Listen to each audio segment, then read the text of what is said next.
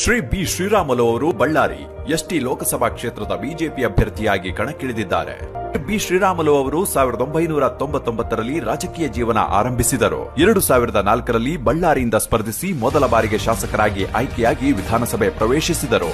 ಆನಂತರ 2008ರಲ್ಲಿ ಬಳ್ಳಾರಿ, 2018 ಮೊಳಕಾಲ್ಮೂರು ಎಸ್ಟಿ ಕ್ಷೇತ್ರದಿಂದ ಶಾಸಕರಾಗಿ ಮರು ಆಯ್ಕೆಯಾದರು. 2014ರಲ್ಲಿ ನಡೆದ ಬಳ್ಳಾರಿ ಎಸ್ಟಿ ಕ್ಷೇತ್ರದ ಲೋಕಸಭಾ ಚುನಾವಣೆಯಲ್ಲಿ ಬಿಜೆಪಿ ಅಭ್ಯರ್ಥಿಯಾಗಿ ಸ್ಪರ್ಧಿಸಿ ಗೆಲುವು ಸಾಧಿಸುವ ಮೂಲಕ ಸಂಸತ್ ಪ್ರವೇಶಿಸಿದರು.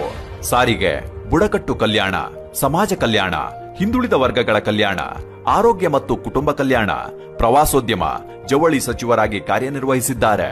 ತಮ್ಮ ಅಧಿಕಾರಾವಧಿಯಲ್ಲಿ ಆರೋಗ್ಯ ಮತ್ತು ಕುಟುಂಬ ಕಲ್ಯಾಣ ಇಲಾಖೆಯಲ್ಲಿ ಮಹತ್ತರವಾದ ಬದಲಾವಣೆಗಳನ್ನು ತಂದರು. ರಾಜ್ಯಾದ್ಯಂತ ಜನಸೇವೆಗಾಗಿ 108 ಆಂಬ್ಯುಲೆನ್ಸ್ ಸೇವೆಯನ್ನ ಜಾರಿಗೊಳಿಸುವ ಮೂಲಕ ಹೊಸ ಮೈಲಿಗಲ್ಲನ್ನ ಸಾಧಿಸಿದರು. ಜೊತೆಗೆ ಬಳ್ಳಾರಿಯನ್ನ ಅಭಿವೃದ್ಧಿಯತ್ತ ಕೊಂಡೊಯ್ದ ಕೀರ್ತಿ ಶ್ರೀರಾಮುಲು